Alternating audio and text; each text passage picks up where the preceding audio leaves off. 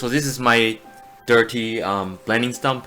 I'm actually going to use this to kind of mapping out the eyes and positioning of the face, and maybe even do the tone value of the face first.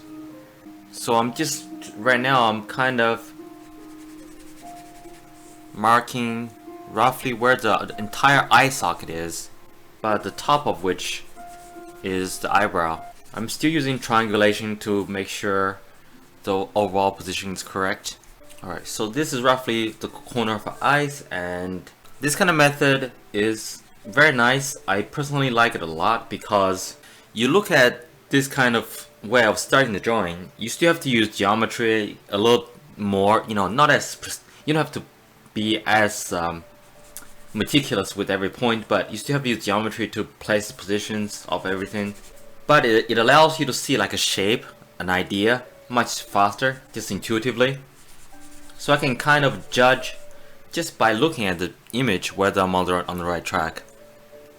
And I can combine that with the more mechanical left brain method. So as you get more experience, this is kind of a direction you can naturally going toward. I have my patrons, some of my patrons who have been doing workshop with me for a while. I see the same thing happening with them. Just in case you wonder why I put the nose there, obviously the nose is between the eyes, and how the bottom of the nose from this point here to the point of this eyebrow here is a little bit longer than this length, but not that long, just a little bit. Looks like she's like closed with her eyes closed right now, right? She's looking down like praying or something. I don't know. It's interesting how all these different effects that comes out depending on how you apply the shades. And the more fun you have with, the more loose you feel sometimes, the more fun you have with this, the easier and sometimes more accurate, which is weird. The sometimes more accurate you just naturally become. I think sometimes if you get your own mind out of the way, like your left brain and right brain, technically, you know, it's not strictly left brain and right brain because they both do a bit of other tasks too. But just for the sake of speaking, let's say the left brain is mostly mechanical, right brain is mostly, you know, intuition and feeling. So I think if you're more relaxed, at some level your left and right brain just able to just work together more seamlessly, and you don't feel that pressure and that stress. Oh, am I getting everything correct? This part I kind of want to make sure it goes on the right side, the corner of the mouth. If it goes straight up, it's exactly to the left of her iris.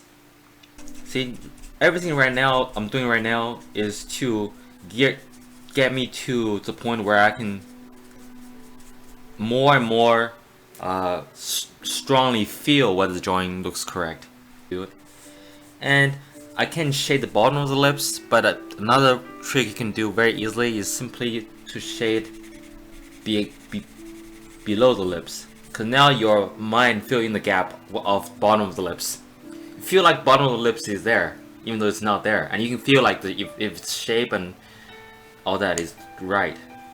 Alright, so far anything that's super dark in terms of value on the screen, in the image, I'm not touching.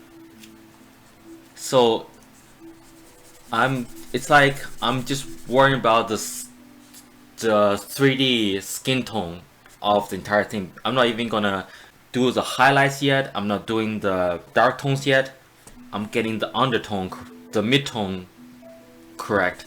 You always have to make the skin fairly smooth, especially when drawing a girl. You can I blend it so it looks very smooth, but even if it's textured, you can still make it look very smooth as long as it's very consistent. Like same texture and the transition of gradient is very consistent. Another nice thing about this method is that if you feel like the way you place anything that's off, you haven't committed to anything. You haven't committed to any hard lines or anything. So everything is so easily movable and tweakable. And another thing that I do, this is just something that I do. I don't even know if other artists do this. This is a piece of soft compressed charcoal, right? Or you can use a piece of drawing that you have done. Like this is the one workshop I kind of did this morning with a client. Anyway, you can just use this and rub against it. and almost like I'm put paint on the brush. You may hear a difference between like hard light, soft light, all that. It's really there's no light is light. It's really just the size of the light source and its relative position to whatever you're trying to lit up. You know it by the kind of shadow it creates. And make sure anywhere that's really dark, make it super dark. And now, because I'm pretty sure the position and everything is fairly okay, that's why I was brave enough to really put some pressure down. The shade around the eyes, I want to make sure that's absolutely correct. I have a very small blending stump, one of those store-bought ones that's actually useful for situations like this. Notice her other eye. If you reduce this, the curves to lines, it's almost like a diamond. It goes line here, line there, line there. Right? It's almost like top of a diamond.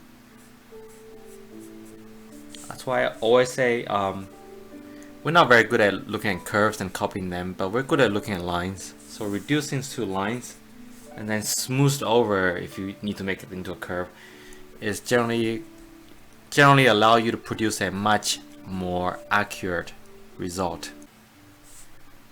This surface here is almost always facing like upward.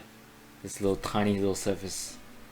So when you draw somebody during the day, that area generally is brighter. There was one time that I did a workshop and I was talking and I was giving a lot of decent advice, I think, but at the end I was looking down and I saw, oh, I had the microphone muted. I was like, oh man, depression. But then I end up making I replayed the video back to myself and I added some commentary. If I can zoom into this later, you'll see that there's not that much detail really on the paper. A lot of them is just even the eyes is just very rough strokes actually. And regarding highlight on the lips, you can increase the highlight, and the effect of that is you give users the impression that basically the lipstick or the lip gloss she's wearing is wetter or smoother. That's all. With the girls, we can get away with changing the brightness, because she's obviously, if you look at the darkness of the shade of her lips, she's wearing lipsticks for sure.